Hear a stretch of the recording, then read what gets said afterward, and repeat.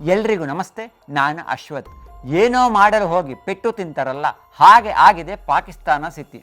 ಪಹಲ್ಗಾಮ್ ಮೇಲೆ ದಾಳಿ ನಡೆದ ನಂತರ ಭಾರತ ಪಾಕಿಸ್ತಾನಕ್ಕೆ ಒಂದೊಂದೇ ಶಾಕ್ ನೀಡ್ತಾ ಇದೆ. ಮುಖ್ಯವಾಗಿ ಪಾಕಿಸ್ತಾನದಿಂದ ಭಾರತಕ್ಕೆ ಬರುವ ಮತ್ತು ಭಾರತದಿಂದ ಪಾಕಿಸ್ತಾನಕ್ಕೆ ತೆರಳುವ ಎಲ್ಲ ಕಾರ್ಗೋ ಶಿಪ್ಗಳ ಪ್ರವೇಶಕ್ಕೆ ಭಾರತ ಈಗ ನಿರ್ಬಂಧವನ್ನು ಹೇರಿದೆ. ಬಂದರು ಮತ್ತು ಮೂಲಸೌಕರ್ಯಗಳ ಸುರಕ್ಷತೆಗಾಗಿ ಕೇಂದ್ರ ಸರ್ಕಾರ ಮೇ 3ರಂದು ಈ ಮಹತ್ವದ ನಿರ್ಧಾರವನ್ನು ಕೈಗೊಂಡಿತ್ತು. ಈ ನಿರ್ಧಾರದ ಬಳಿಕ ಈಗ ಪಾಕಿಸ್ತಾನಕ್ಕೆ ಭಾರಿ ಹೊಡೆತ ಬೀಳಲು ಆರಂಭವಾಗಿದೆ. ಈ ಮೊದಲು ಪಾಕಿಸ್ತಾನಕ್ಕೆ ಹೋಗುವಂಥ ಕಾರ್ಗೋ ಶಿಪ್ಗಳು ಭಾರತದ ಕಾಂಡ್ಲಾ ಪೋರ್ಟು, ಮುಂಬೈ ಪೋರ್ಟ್ನಲ್ಲಿ ಸರಕುಗಳನ್ನು ಇಳಿಸ್ತಾ ಇದ್ವು. ಇಲ್ಲಿಂದ ಸಣ್ಣ ಕಾರ್ಗೋ ಶಿಪ್ಗಳ ಮೂಲಕ ಪಾಕಿಸ್ತಾನಕ್ಕೆ ಸರಕುಗಳು ರವಾನೆಯಾಗ್ತಾ ಇದ್ವು.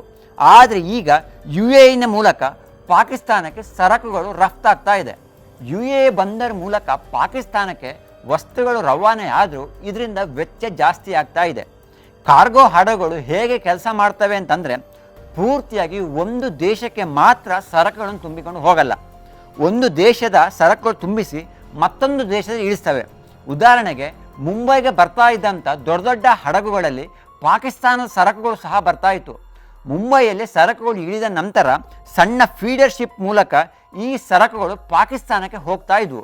ಭಾರತ ಪಾಕಿಸ್ತಾನದ ಕಾರ್ಗೋ ಶಿಪ್ಗಳ ಪ್ರವೇಶಕ್ಕೆ ನಿರ್ಬಂಧ ವಿಧಿಸಿದ ನಂತರ ಈಗ ಹಡಗು ಕಂಪನಿಗಳು, ಅಂದರೆ ದೊಡ್ಡ ದೊಡ್ಡ ಹಡಗು ಕಂಪನಿಗಳು ಒಂದಾ ಭಾರತವನ್ನು ಆಯ್ಕೆ ಮಾಡಬೇಕು ಅಥವಾ ಪಾಕಿಸ್ತಾನವನ್ನು ಆಯ್ಕೆ ಮಾಡುವ ಸ್ಥಿತಿ ನಿರ್ಮಾಣವಾಗಿದೆ. ಆದರೆ ಹಡಗುಗಳಲ್ಲಿ ಬಹುತೇಕ ಭಾರತದ ಸರಕುಗಳು ಇರುವ ಕಾರಣ ಕಂಪನಿಗಳು ಭಾರತವನ್ನೇ ಆಯ್ಕೆ ಮಾಡ್ತಾ ಇವೆ. ಇದರಿಂದಾಗಿ ಪಾಕಿಸ್ತಾನಕ್ಕೆ ಹೋಗುವ ಸರಕುಗಳು ಒಂದಾ ಕೊಲಂಬೋದಲ್ಲಿ ಇಳಿಕೆ ಆಗ್ತಾ ಇದೆ ಅಥವಾ UAE ಪೋರ್ಟ್ನಲ್ಲಿ ಇಳಿಕೆ ಆಗ್ತಾ ಇದೆ. ಈ ನಿರ್ಧಾರದಿಂದ ಪಾಕಿಸ್ತಾನಕ್ಕೆ ಟ್ರಾನ್ಸ್ಪೋರ್ಟ್ ಕಾಸ್ಟ್ ಹೆಚ್ಚಾಗ್ತಾ ಇದೆ. ಅಷ್ಟೇ ಅಲ್ಲದೆ ಈ ಮೊದಲು ಒಂದು ವಾರದಲ್ಲಿ ಭಾರತದಿಂದ ಬರ್ತಾ ಇದ್ದಂಥ ಸರಕುಗಳು ಈಗ 30-45 ದಿನಗಳ ಕಾಲ ವಿಳಂಬವಾಗ್ತಾ ಇದೆ. ಕಚ್ಚಾ ವಸ್ತುಗಳು ಸರಿಯಾದ ಸಮಯಕ್ಕೆ ಬಾರದೇ ಇರುವ ಕಾರಣ ಫ್ಯಾಕ್ಟ್ರಿಗಳು ಸಹ ಸಮಸ್ಯೆ ಆಗ್ತಾ ಇದೆ.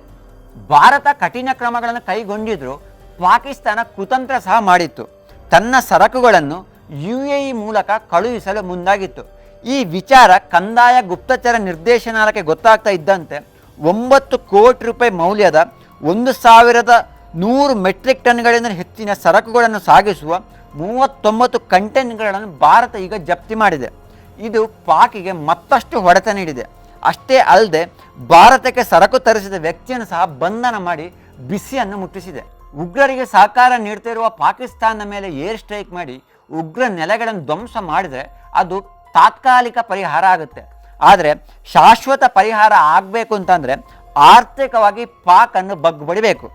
ಈ ರೀತಿ ಕುಗ್ಗಿಸಿದರೆ ಮಾತ್ರ ಪಾಕಿಸ್ತಾನಕ್ಕೆ ಬುದ್ಧಿ ಬರಲು ಸಾಧ್ಯ. ಭಾರತ ಈಗಾಗಲೇ ಸಿಂಧೂ ನದಿಯ ನೀರನ್ನು ಸಂಪೂರ್ಣವಾಗಿ ಭಾರತ ಕಡೆ ತಿರುಗಿಸುವ ಮಹತ್ವಾಕಾಂಕ್ಷಿ ಯೋಜನೆಗಳಿಗೆ ಚಾಲನೆ ನೀಡಿದೆ. ಈಗ ಪಾಕ್ ಹಡಗುಗಳಿಗೆ ಭಾರತದ ಬಂದರುಗಳನ್ನು ಬಂದ್ ಮಾಡುವ ಮೂಲಕ ಮತ್ತಷ್ಟು ಪೆಟ್ಟು ನೀಡಲು ಆರಂಭಿಸಿದೆ. ಧನ್ಯವಾದಗಳು.